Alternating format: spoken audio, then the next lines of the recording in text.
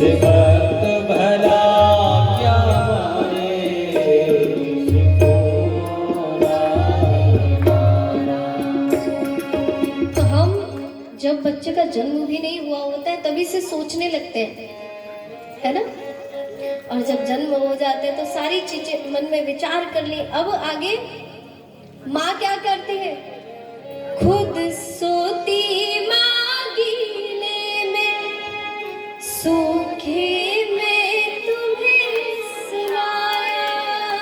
खुद सोती माँ गीले में, सूखे में तुम्हें सुलाया। खाती थी बाद में पहले, हाथों से तुम्हें खिलाया। खाती थी बाद में पहले, हाथों से तुझे खिलाया। क्या कहते हैं? हम सोचते हैं कि माँ हमारे लिए कुछ नहीं करते। महाराज 9 महीने गर्भ में रखने के बाद भी, पहले तो गर्भ में रखा, माँ को पीड़ा नहीं होती, किंतु फिर भी एक बार विचार करो कि 9 माह रखने के बाद भी वो तुम्हें उतना ही प्रेम करती है। अपने जगह गीले में सोती रहेगी, लेकिन बच्चा सूखे में सोना चाहिए। अपना हिस्से का भोजन भी बच्चे को पहले खिलाती है ना?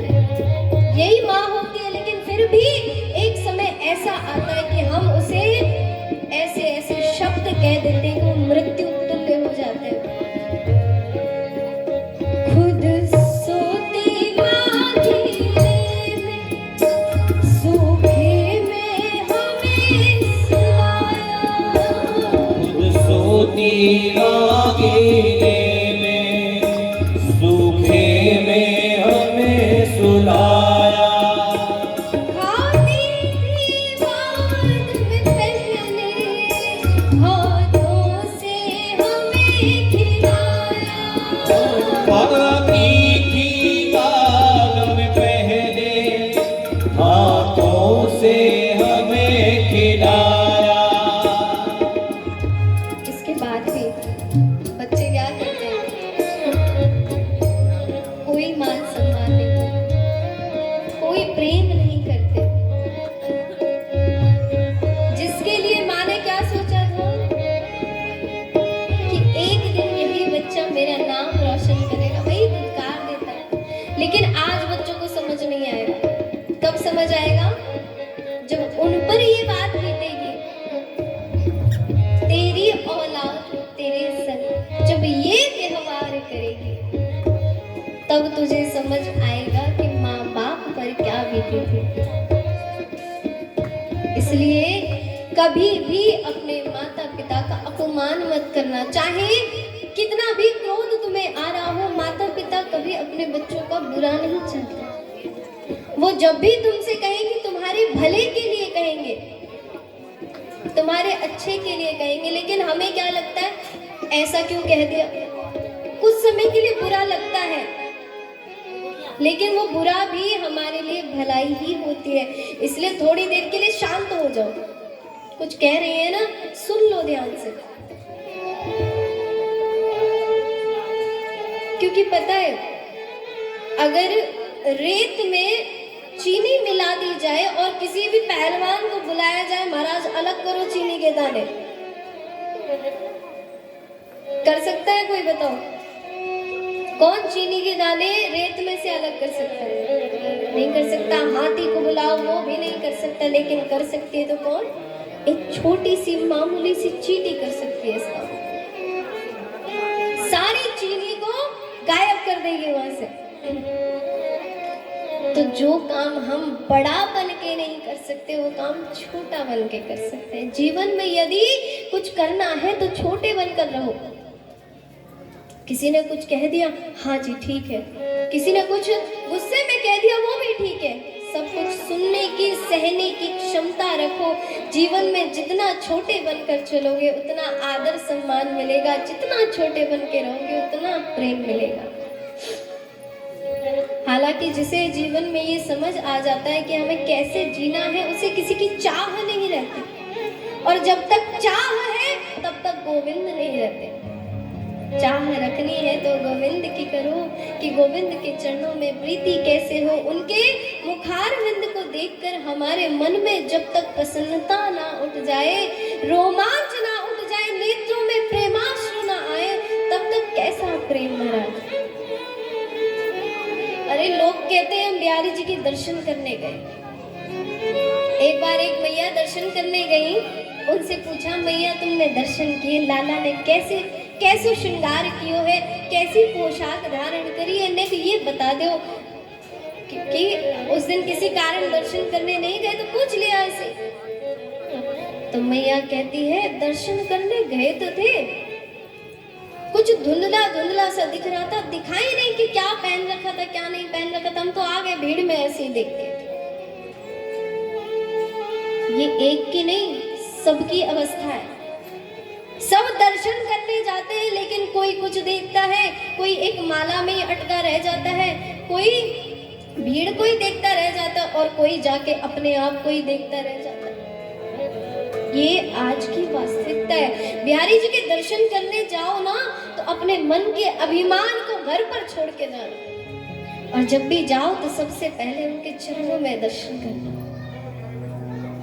अपने मन को अच्छा एक काम करना, कभी भी कहीं भी किसी भी मंदिर में, आसपास के मंदिर में कहीं भी दर्शन करने जाओ, 15 दिन तक एक काम करना। होगा नहीं, बहुत कठिन कार्य, लेकिन प्रयास करना। 15 दिन तक मात्र उस युगल छवि के चरणों के दर्शन करना, और 15 दिन तक जब तुमने बिल्कुल निश्चल भाव से, एकदम सद्भाव से भगवान के चरणों के दर्शन किए तो 16वें दिन भगवान स्वयं तुम्हें दर्शन देने आ जाएंगे स्वप्न में। ऐसी भगवान के चरणों की महिमा है। तो सर्वप्रथम जब भी बिहारी जी जाओ, अपना फोन घर पे भूल कर जाओ, अपना अभिमान घर छोड़ कर जाओ, सिर्फ और सिर्फ अपने बिहारी जी का दीदार करने जाओ, दर्शन करने जाओ। पर हम क्यों जाते हैं? बिहारी जी की फोटो ले ले। भैया फोटो तो तुम्हें गूगल पे मिल जाएंगे, सब जगह उपलब्ध है, आज फोन ऐसी सुविधा है। लेकिन इतने दूर जा रहे हो, वहां जाके भी यदि तुम्हें फोटो ही खींचनी है तो तुम क्यों जा रहे हो?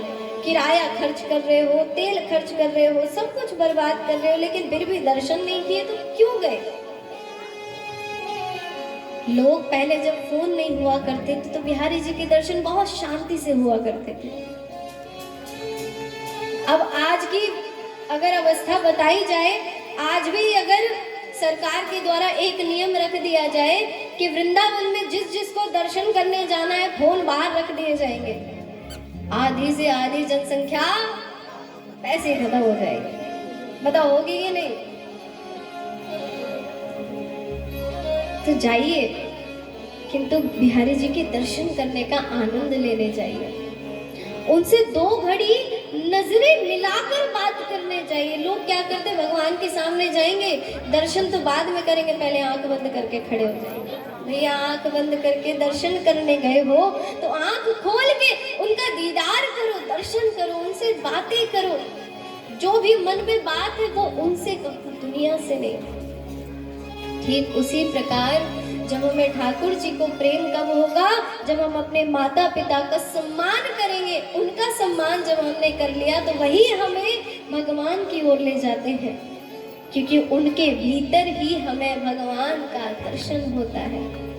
आज तो महाराज एकादशी है, एकादशी के दिन कहते हैं कि सभी मनुष्य के, सभी कीट पतंग पशु पक्षी सभी में भगवान का दर्शन करना चाहिए। और एकादशी के दिन कौन कौन किस किस ने व्रत रखा है? अरे भैया इतने बड़े हाथ दिए भगवान ने, इतने एक से उठावे का ये दिखे ना दिखे है? काफी लोगों ने किया है, 10-15 नहीं, 15 भी नहीं महाराज, 10 ही है बस। इतने बड़े गांव में मात्र इतने से लोगों ने एकादशी, वो भी पिछली बार तो लोगों में भ्रांति थी कि जिसके एक भैया होवे वो एकादशी ना रहे। लो महाराज थी ना, बताओ किस किस ने बताई थी हमें ये बात? 2-3 लोगों ने, माताओं ने बताई थी हमें।